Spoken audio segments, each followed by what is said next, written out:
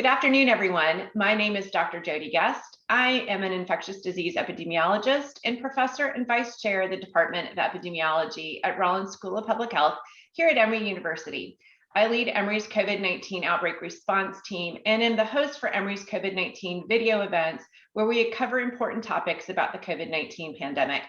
Today, I'm pleased to be joined by my friend and colleague, Dr. Carlos Del Rio, so that we can update you on what we know so far about the Omicron variant. Dr. Del Rio is a distinguished professor of medicine, epidemiology, and global health at Emory, and is the executive associate dean of Emory University School of Medicine at the Grady Health System. Welcome, Dr. Del Rio, and thank you for joining me today. I hope you had a good Thanksgiving. It was a good Thanksgiving until Omicron hit us on Friday. After that, it's been really busy just thinking and talking about this variant. Absolutely, I could not agree with you more. No rest for the weary with this COVID-19 infection. So, well, I think also a good reminder that this pandemic is not over. I think we all want it to be over, but it's a good reminder that this is not over and we still have a long ways to go. Absolutely, and that's probably the one thing we know the most about right now, is that this is not over. So let's talk about what we know so far about Omicron and when we started hearing about it. On November 26th, the WHO designated the variant B11529 as a variant of concern and named the variant Omicron. The decision to name this as a variant of concern was based on the evidence that Omicron has several mutations that may impact how it behaves, specifically on how easily it spreads and on the severity of illness it might cause. But I want to emphasize the word may. So Dr. Del Rio and I will be presenting a summary of what we currently know about Omicron, recognizing that there is a lot that we still do not know about this variant. Some more history. This variant was first identified on November 9th, 2021 in Botswana, and was seen in South Africa 3 days later. This was followed very quickly by 2 cases in Hong Kong. Israel and Belgium reported the next cases, including one with a travel history, but no link to South Africa. Numbers of Omicron cases are coming in as they are identified, and we know the most from countries who are doing tracking and sharing of these data quickly. Based on the spread across countries, we can feel certain that it is spreading in more communities than we currently have identified. As of last night, cases have been detected in Australia, Belgium, Botswana, Britain, Canada, Denmark, France, Germany, Hong Kong, Israel, Italy, the Netherlands, and South Africa. One of the reasons Omicron is a variant of concern is the large number of mutations on the spike protein. We believe that there are 32 mutations there, which is more than we have seen in any of our variants so far. So Dr. Del Rio, let's begin there this afternoon. Why do these mutations matter? Well, let us first start by saying that respiratory viruses, primarily RNA viruses, tend to mutate. They mutate when they're reproducing, they mutate when they're transmitting. So and variants have really sort of changed the course, have changed the end game of this pandemic. This is not the first variant to emerge, nor is the last one. And I think we need to remind ourselves that it was first, Alpha made a big splash. Then we had Beta, then we had Gamma in Brazil. Then we had Delta in India, and Delta really has taken over. Right now is 99.9% of isolates in our country. And we still have significant Delta transmission. And now comes Omicron. What Omicron is different is that Omicron has, as you said, multiple mutations. And those mutations occur in 2 sites in particular. One of them occurs in the spike protein. And this is really important because that is where a lot of our treatments, our antibodies, our vaccines are directed. But the other one is it's mutations in the receptor binding domain. And many of those mutations we know are associated with increased transmissibility. Some of those mutations are mutations that we have seen causing increased transmissibility. So there's overlapping mutations with Alpha, with Beta, with Gamma, and with Delta. And all of those are associated with ability to detect it in some of the PCR methods, increased transmissibility, improve affinity of the virus to the cells, and inability of certain antibodies, decrease the susceptibility to antibody testing.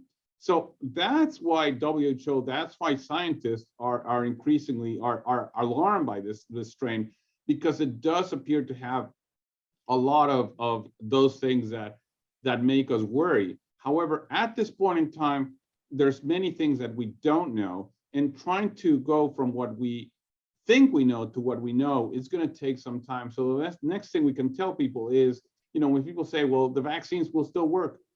Well, we think they will, but we don't know. Will we need will this mean that Omicron is going to overtake Delta? It may, but we don't know. What is the clinical picture? It may be more severe. It may be less. We don't know. So I think a lot of times as scientists, we need to talk with a lot of honesty what we don't know, but we also need to say studies are taking place in order to answer many of those questions as we speak. Yeah, absolutely. And we're going to cover each one of those things a little bit more. But I think that the resounding statement you just made is we don't know. We have some hypotheses about these, but we are going to need a lot more information and time to figure out some of these answers.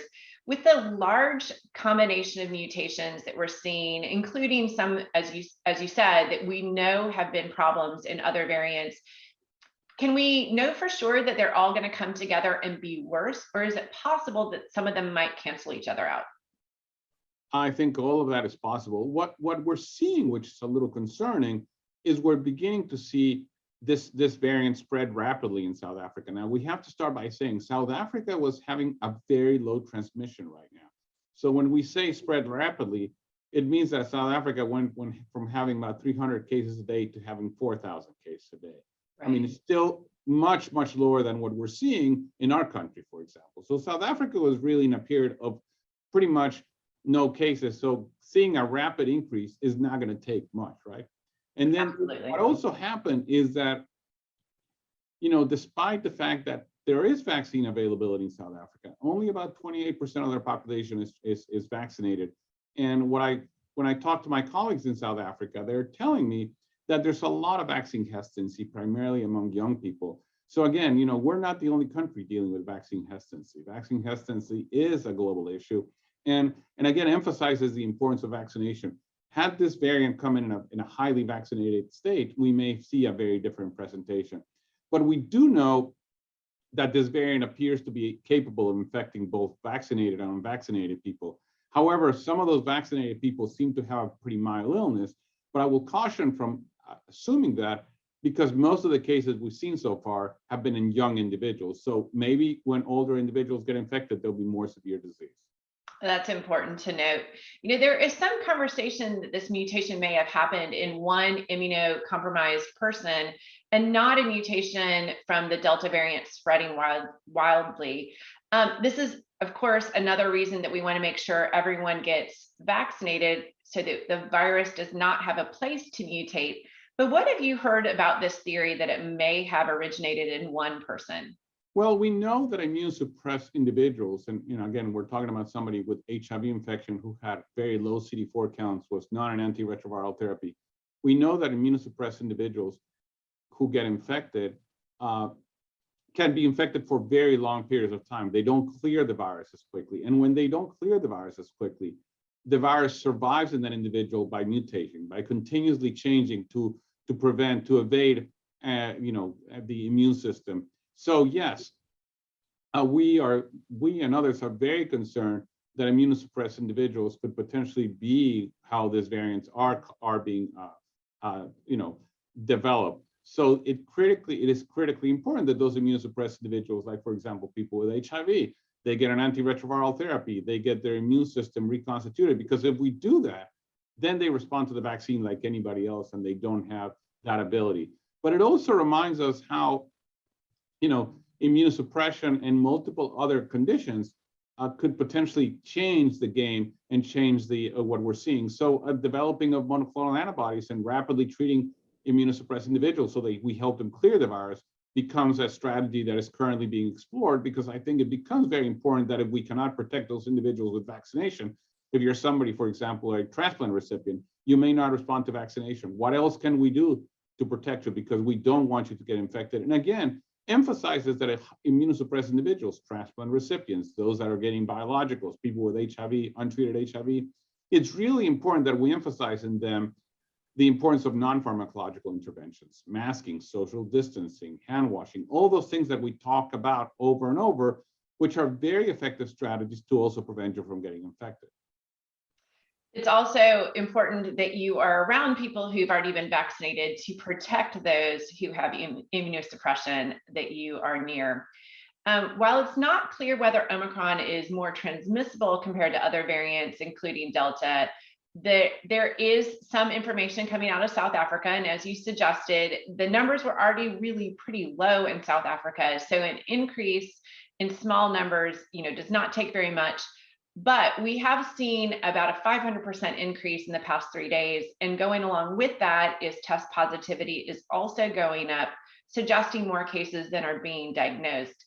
So what do we know about transmissibility of Omicron? We're getting these signals, but what are your thoughts about perhaps the fact that it could be more transmissible than other variants or maybe even Delta? Well, I think it's going to be more transmissible than the original strain. Will it be more transmissible than Delta? I don't know. I mean, Delta is already pretty transmissible, has an R naught between 5 and 8. I think if we have some variant with an R naught over 8, I think that'll be incredibly difficult to control. So even if it gets to Delta, it's still very concerning. We have gone from an R naught of 2.5 to an R naught of about between 5 and 8. That's an incredible jump. So, having something more transmissible than Delta would be really a nightmare. Having something as transmissible as Delta is still pretty significant. Again, something that outcompetes Delta is very significant. Absolutely. The first couple of cases in Hong Kong were described in fully vaccinated males. They were both vaccinated with Pfizer. And the first case traveled through South Africa and tested positive on the 4th day home from a required quarantine. A day later, a person across the hall tested positive. You add that information with the 2 planes that landed in Amsterdam from South Africa. They were detained for testing. 61 passengers on one of those planes with 600 people in it. So about 10% tested positive for COVID-19. And Dutch officials have now confirmed that 13 of those 61 people were the Omicron variant. How did these data come together to give us a little bit more information about potential increased transmissibility? Well, I think it's all pointing to a highly transmissible virus. And I think it's something that all of us are worried about. I do want to say something about the flights, the KLM flights that went into Amsterdam, because the Europeans have actually decided to do away with testing pre-flight, and they were only relying on vaccine passports.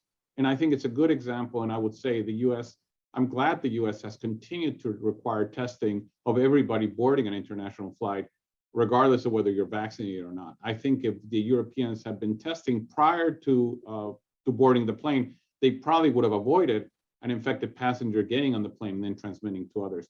Now, I don't think that, as long as the flight is from South Africa to Amsterdam, I don't think it's long enough for people to, if you were negative, all of a sudden get on the flight and become positive. Simply the incubation period is not there. So I suspect all those passengers that were diagnosed were infected prior to boarding the flight. I would agree with you on that. And I have heard some reports from a reporter that was on that plane that mask wearing was not universal on that plane as well.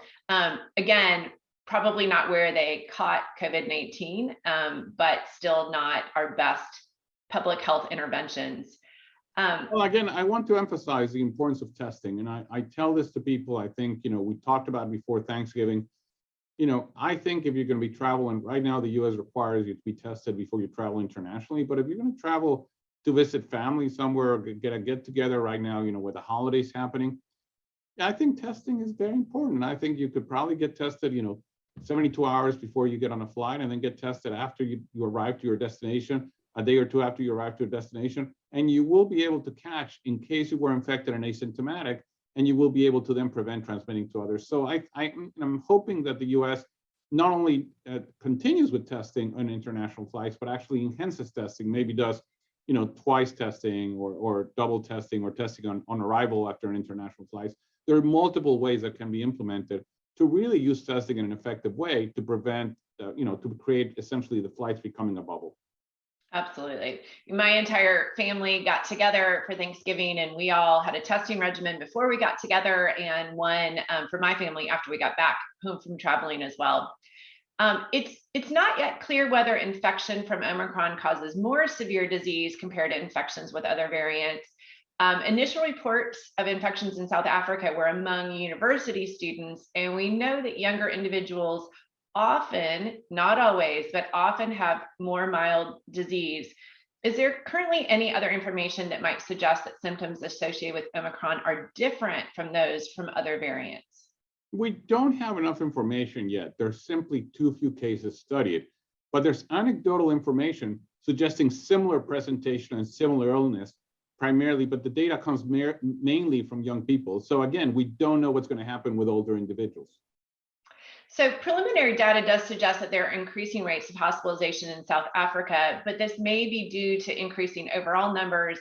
And again, the timing seems a little tight for it to be specifically from Omicron. You had a chance yesterday to speak to one of your colleagues in South Africa. Would you like to tell us a little bit about who you spoke with, and then we will introduce show a small portion of that video conversation that you had? Yes, I'm fortunate to have several colleagues in South Africa, but one of them is Dr. Ian Saini, and Ian is an HIV investigator, and we've worked together for many, many years. He is the vice chair of the AIDS Clinical Trials Group, which we are a part of. Emory's part of the AIDS Clinical Trials Group, and I'm in the executive committee of the ACTG. So Ian and I have worked together multiple times, and we've traveled together to our international sites. Emory has ACTG sites in multiple countries. We had one in Kenya. We now have one in Mexico. We have one in the Philippines.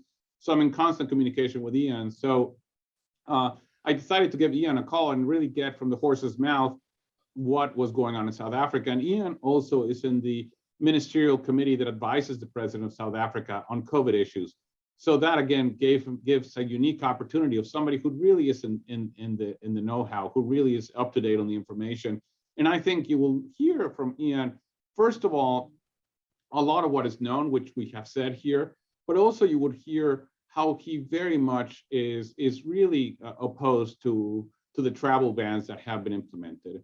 And you will hear that this is not something that is benefiting South Africa. And I'm quite frankly very concerned that it will be counterproductive, not only because it's bad for the South African economy, which is highly dependent on tourism, and a lot of people are going to take trips right now because of the holidays, but it's also because South African scientists were quick, were efficient, and were incredibly transparent, letting the world know about this. And if the response of the world is to then ban travel from that country, I think this, from a public health and from a global health perspective, would then lead all the countries to say, look, we're not reporting these things because we don't want to be hurt from an economic standpoint. And that to me is something that concerns me greatly. I think we need transparency in global collaboration. And for that, what we need to do is implement appropriate interventions in order to control and to help those countries. What we need to do with South Africa and with Africa in general is we need to help them ramp up vaccinations. We need to help them, work together with them to get more people vaccinated globally. And again, it's a good reminder that we are a global community. We're not just a US community, and getting everybody in the US vaccinated and boosted is simply not enough. So in essence, hospitalization hasn't gone up much. We have got hospitalization again, which we did not have during the month of October. So we were down to 0 new hospitalization. We still had hangover cases, but 0 new hospitalization. So hospitalization has started, but at a case rate across the entire country of 30 to 60 is the range in the last few days. So the health system's certainly not in trouble. We're certainly not overwhelmed. We're starting to see a sort of escalating curve of cases. We do think that the differential at the moment is 4-to-1 unvaccinated to vaccinated in hospitalization. So we overall are recommending no changes in movement restrictions, recommending increased adherence to masking and social distancing. There's lots of cancellation of events occurring, including the ICASA conference, which is the regional AIDS conference. That's probably going to get cancelled and go online.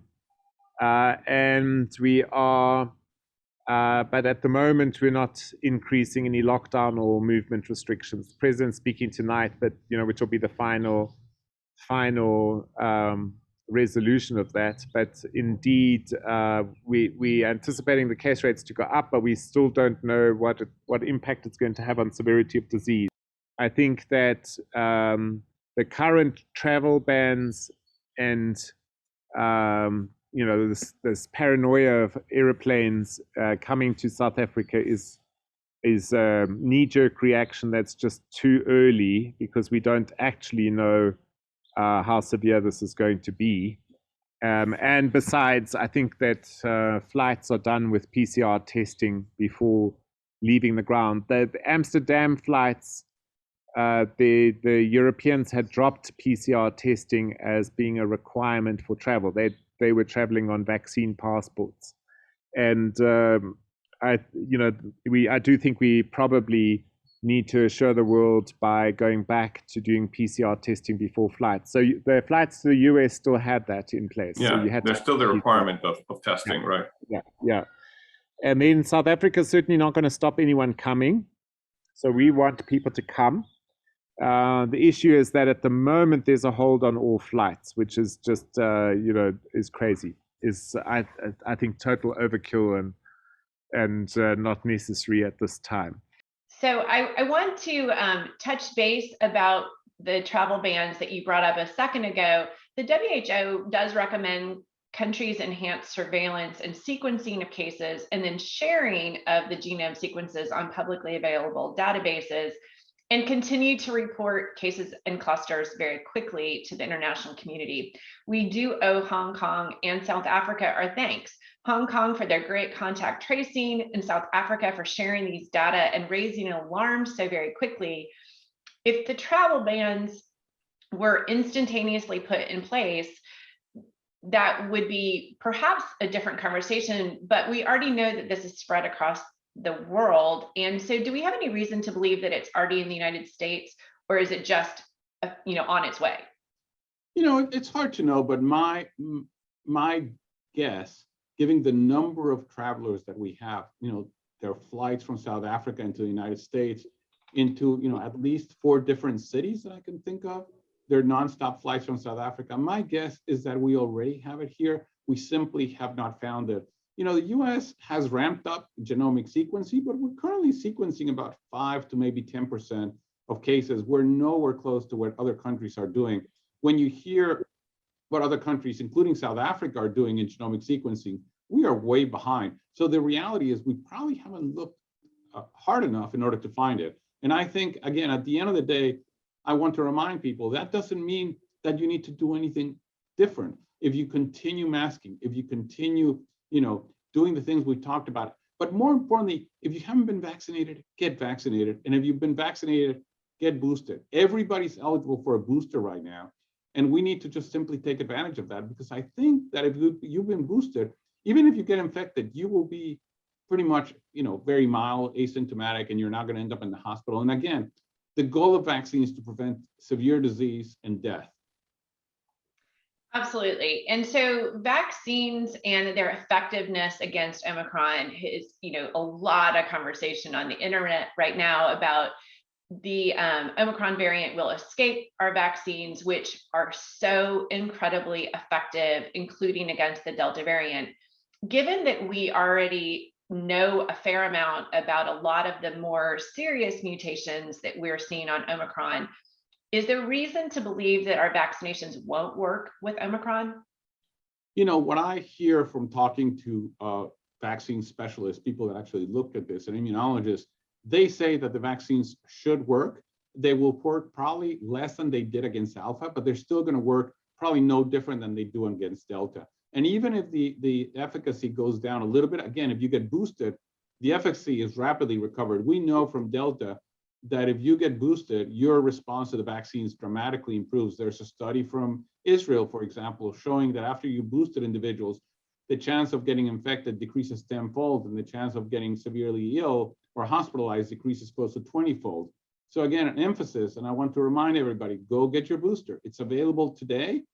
Everybody in this country is pretty much eligible for a booster, just go ahead and get boosted and really do that as a way to prevent others and yourself from getting infected.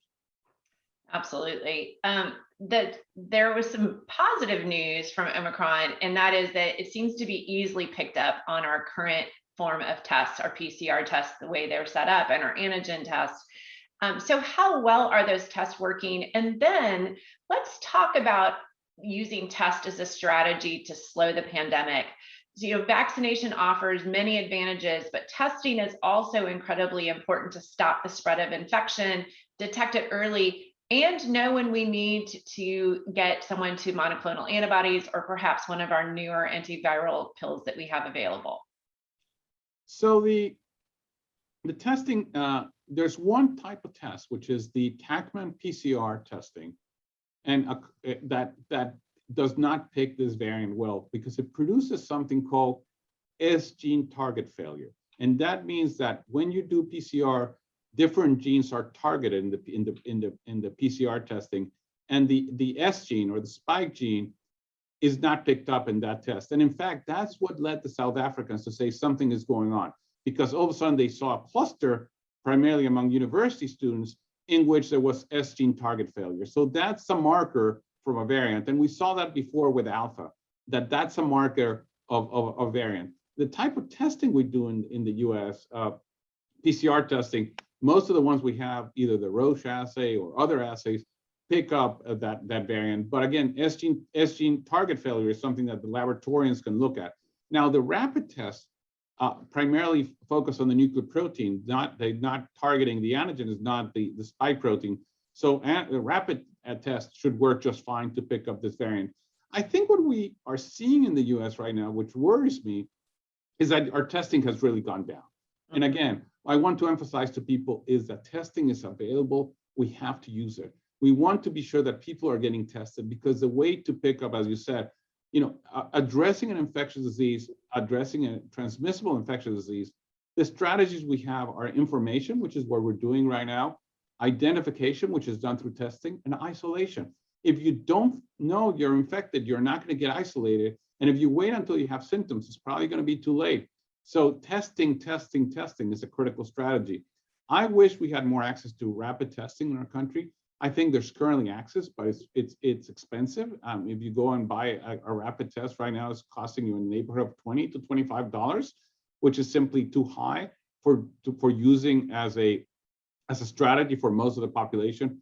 I wish those tests will be available for the same price of a Starbucks coffee, $4, $3. I think will make a huge difference, in which people will then use the test in a more effective way. People are getting infected when they gather in large groups indoors in poorly ventilated sites. And again, if you're going to go to a bar with friends, get tested before you do that. If you're going to go to a restaurant, get tested before you do that. It's a simple strategy to pick up disease. And I think testing needs to be ramped up significantly. We just, in our country, almost 2 years into the pandemic, we're still not using testing the way it should be as a surveillance and as a public health strategy for the prevention of transmission. I could not agree more.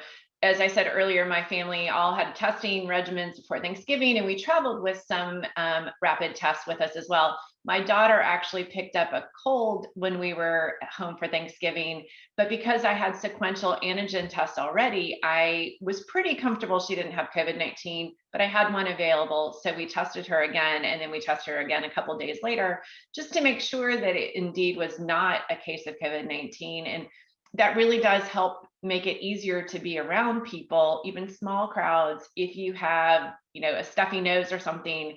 And so people are sure that you do not have COVID-19, and that sequential testing nature was really important for that. As we talk about COVID-19, I'm going to go back to something we've been talking about for a long time about this virus. It is consistently showing us where we have inequities. The new variant has again thrown a spotlight on huge disparities in vaccination rates around the globe. As many countries are giving boosters, and we have them very accessible in the United States, and we are urging people to get them. And as we're imposing travel bans, we should recognize that less than 7% of people in some of the poorer countries in the world have received their first COVID-19 vaccination. It's vitally important that inequities in access to COVID-19 vaccines are urgently addressed to ensure that vulnerable groups everywhere, including those who are healthcare workers and those who are older, receive their first and second vaccine doses, alongside equitable treatment and access to diagnostics and other therapeutics as well. COVID-19 keeps begging us to talk about the inequities. What is your thought about how quickly we should be getting vaccines to other countries across the globe? Well, I think we're behind, right? We should have been doing that before, but we're also not only behind in getting vaccines to other places. We're quite frankly, I think it's been a disgrace that the intellectual property in some of these vaccines, the highly effective mRNA vaccines, has not been shared with other countries. And the reality is, during a pandemic, intellectual property should not be an issue. And we should have, Moderna and Pfizer should have shared this long time ago. We should have had ramp up production in many countries, because this is not just an issue of charity and giving vaccines. This is really an issue of vaccine supply, global vaccine supply, that has to be ramped up quickly. So I'm hoping that the president uses his leadership and uses his bully pulpit to really emphasize this. And I think Omicron may be a good opportunity to do precisely that. Excellent.